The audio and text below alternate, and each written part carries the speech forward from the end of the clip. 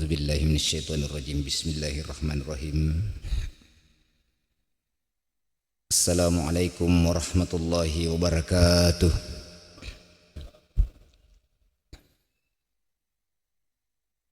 Alhamdulillahilladzi arsala rasulahu bil huda wa dinil haqq liyuzhirahu 'alad dini kullihi wa kafaa billahi syahida. Wassalatu wassalamu ala Rasulillah wa ala alihi wa sahbihi wa man wala, amma ba'd. Puji syukur kita panjatkan kehadirat Allah Subhanahu wa taala yang telah memberikan kita kehidupan setelah kematian, sehingga pada subuh yang penuh berkah ini kita memilih untuk bangkit dari tidur kita yang nyenyak demi sebuah panggilan kasih sayang dan kemuliaan, yakni panggilan dari Allah Subhanahu wa taala. Maka setiap orang yang menyeru dan melaksanakan seruan dan panggilan Allah Subhanahu wa taala, thariqal mustaqim, itulah orang-orang yang berada pada jalan yang lurus. Setahu saya jalan yang lurus itu menurut para mufassir adalah jalan yang luas. Ibaratkan kalau kita ada dalam sebuah jalan berliku, ada jalan tolnya. Jalan tol itulah jalan yang lurus. Berarti jalan tercepat masuk dalam surga adalah jalannya orang-orang yang bertakwa. Salawat dan salam kita kirimkan kepada baginda Rasulullah Muhammad sallallahu alaihi wasallam, Nabi yang diutus oleh Allah Subhanahu wa taala sebagai uswatun hasanah, contoh teladan yang baik, sekaligus rahmatan lil alamin, rahmat bagi seluruh alam. Bapak Ibu sekalian yang sama dirahmati oleh Allah Subhanahu wa taala, insyaallah kita melanjutkan pengajian kita untuk pada kesempatan subuh hari ini. Demikian pula subuh-subuh selanjutnya yang insyaallah besok subuh akan diisi oleh Al-Ustaz Malik. Beliau imam di Masjid Muhajirin. Jadi insyaallah subuh-subuh kita akan penuh berkah dengan kita mendengarkan seruan dan panggilan Allah, mendengarkan dan membaca ayat suci Al-Quran, maupun mengkaji hadisnya Rasulullah Muhammad sallallahu alaihi wasallam sebagai dua sumber utama petunjuk jalan keselamatan. Bapak Ibu sekalian yang sama dirahmati Allah, ada salah satu hadis Rasulullah Muhammad sallallahu alaihi wasallam yang diriwayatkan oleh Abu Hurairah radhiyallahu anhu. Qala Rasulullah an Abi Hurairah radhiyallahu anhu, qala Rasulullah sallallahu alaihi wasallam, likulli syai'in nisbah wa nisbatullahi ta'ala qul huwallahu ahad Allahus samad. As-samad wa maknaha laisa bi ajwafah. Dari Abu Hurairah radhiyallahu an bahwasanya Rasulullah sallallahu alaihi wasallam bersabda, likulli syai'in nisbah, segala sesuatu itu ada predikatnya, ada peringkatnya atau derajat-derajatnya. Wa nisbatullahi ta'ala, dan predikat di sisi Allah Subhanahu wa taala, qul huwallahu ahad, yakni qul huwallahu ahad, bahwasanya sesungguhnya Allah itu ahadun, Allahus samad. Bahwasanya surah yang sering kita baca dan mungkin kita sudah tahu semua artinya. Tidak ada, Allah adalah zat yang tiada setara dengan dia. Makna ahadun itu menurut para filosof itu bukan satu. Ahad itu satu, tetapi satunya bukan dalam pengertian matematika. Karena satu dalam pengertian matematika itu masih bisa dibagi, seperdua sama dengan satu. Jadi kalau kita maknai Allah Subhanahu wa taala itu adalah satu dalam pengertian matematik, maka secara teori konsep kita itu telah musyrik. Makanya biasa kalau di bahasa Indonesia kan ahad itu tidak diartikan satu, tapi esa. Apa maknanya satu dalam makna filosofis? Para filosof itu tidak pernah memandang sebuah angka itu selalu dibagi. Jadi satu dalam pengertian filosof itu tidak bisa dibagi. Jadi kalau misalnya satu itu dipatah, misalnya ini kita punya sesuatu dipatah, satu lalu kemudian dipatah, tidak lantas hasil patahannya itu menjadi seperdua, tetapi bermakna ini satu, ini satu. Nah begitu. Makanya tauhid dalam konsep teori itu seperti demikian, bahwasanya Allah itu adalah zat yang tidak bisa dibagi-bagi, yang jumlahnya tidak banyak sekaligus tidak sedikit. Makanya salah satu sifat Allah Subhanahu wa taala adalah sifat Allah Subhanahu wa taala itu adalah sederhana, al-basit. Jadi, apa makna daripada sederhana? Itu tidak bisa dibagi. Jadi, sederhana itu bukan makna sedikit, juga bukan makna banyak, tetapi sederhana bermakna sempurna. Makanya zat Allah Subhanahu wa taala itu adalah zat yang maha sempurna. Makanya berkaitan dengan nisbahnya Allah Subhanahu wa taala dalam qul huwallahu ahad Allahus samad lam yalid wa lam yulad wa lam yakul lahu kufuwan ahad, itu ada kisah menariknya yang mungkin sudah sering kita dengarkan. Bahwasanya dulu di Masjid Quba ada salah seorang sahabat Rasulullah sallallahu alaihi wasallam yang ditunjuk menjadi imam. Ditunjuk oleh istrinya Rasulullah Muhammad sallallahu alaihi wasallam, Aisyah radhiyallahu anha, untuk menjadi imam di Quba. 6 tahun berturut-turut beliau itu imam di masjid itu. Tidak pernah kalau salat selalu memulai ayat setelah surah Al-Fatihah itu qul huwallahu ahad terus. Qul huwallahu ahad terus ia lakukan. Dia baca terus. Sampai sekitar 6 tahun itu berlanjut, banyak sahabat yang kemudian memprotes, keberatan, ini kenapa kalau salat selalu qul huwallahu ahad saja? Selalu qul huwallahu ahad. Bisa ayat yang lain kah? Lalu kemudian sahabat tersebut berkata, kalau engkau tidak setuju aku membaca surah qul huwallahu ahad dalam setiap salatku, maka carilah imam selain aku. Tunjuk imam selain saya, karena saya tidak mau meninggalkan itu.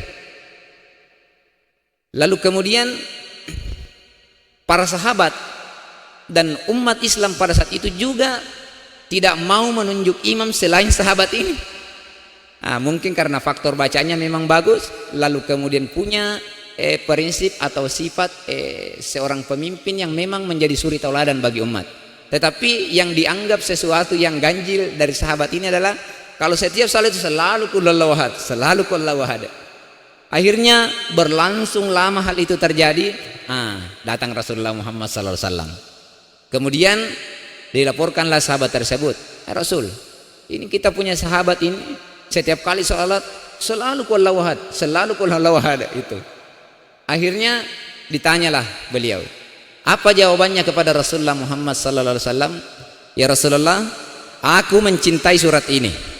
Aku sangat mencintai surat ini. Aku lebih memilih diganti jadi imam daripada disuruh ganti bacaan surah lain daripada surah ini. Apa kata Rasulullah Muhammad sallallahu alaihi wasallam? Beliau bersabda, hubbuka iyyaha adkhalakal jannah.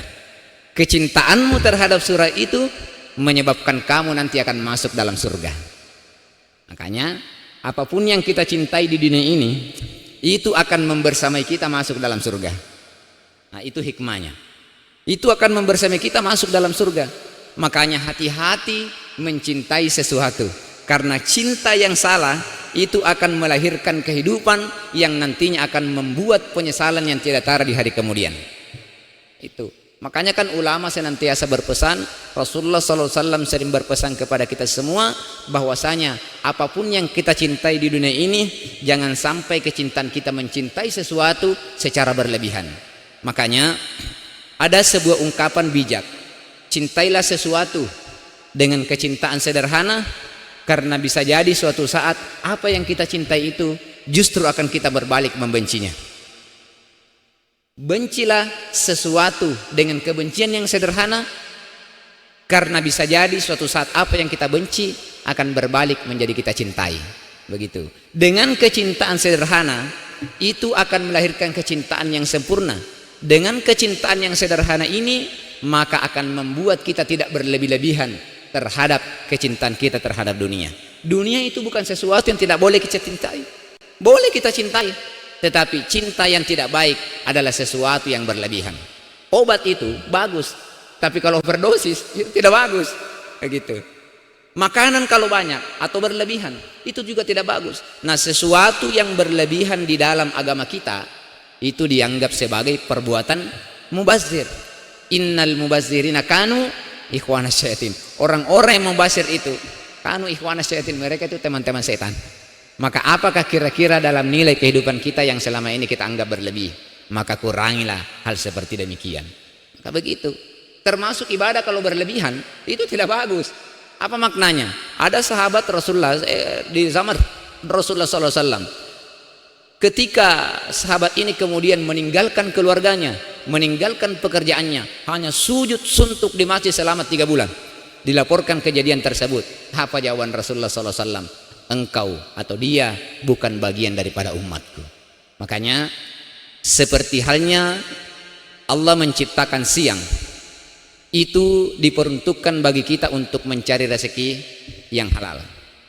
Allah menciptakan malam agar supaya menjadi tempat istirahat bagi kita melepas kepenatan setelah seharian kita mencari rezeki kita di permukaan dunia ini.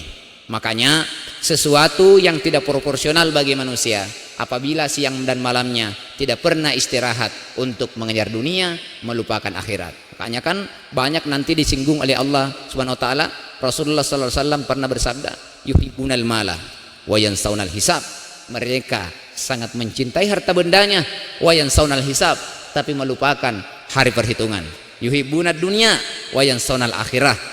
Sangat mencintai kehidupan dunia tetapi melupakan kehidupan akhirat. Padahal prioritas utama di dalam kehidupan dunia kita itu sebenarnya adalah akhirat, bukan dunia. Karena apapun yang kita anggap mewah di dalam kehidupan dunia ini tidak lebih dari air setetes di lautan. Bagaimana luasnya samudra, lalu kemudian kita datang ke lautan, kemudian kita celupkan kita punya jari telunjuk ini. Kata Rasulullah, angkat kita punya tangan, berapa air yang menetes di tangan kita itu, itulah perumpamaannya dunia. Samudera yang luas itu adalah akhirat. Jadi memang Pak Ibu, rugi kita hanya karena urusan dunia kita menggadaikan akhirat. Rugi kita karena kenapa?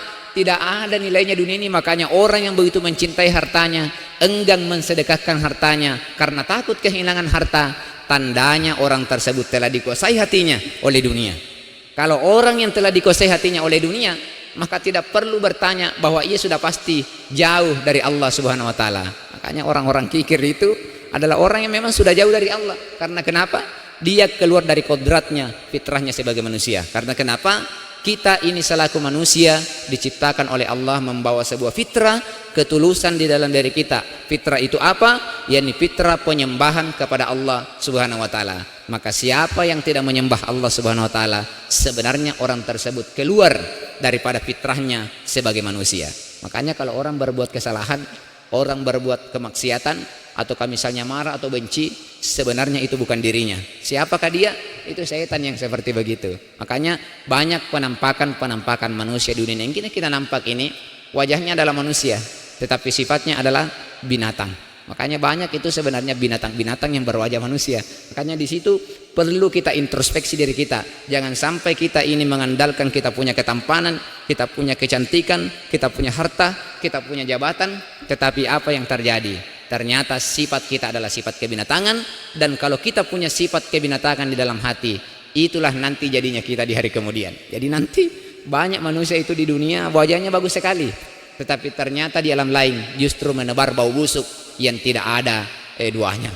Makanya setiap perbuatan maksiat yang kita lakukan itu dapat menggelapkan hati kita, dapat menjadikan jiwa-jiwa kita busuk, sehingga itu nantinya enggan diterima oleh Allah Subhanahu wa taala di hari kemudian. Makanya Bapak Ibu sekalian, kita hanya punya dua pilihan, pilihan surga atau neraka. Surga dan neraka itu kita yang pilih.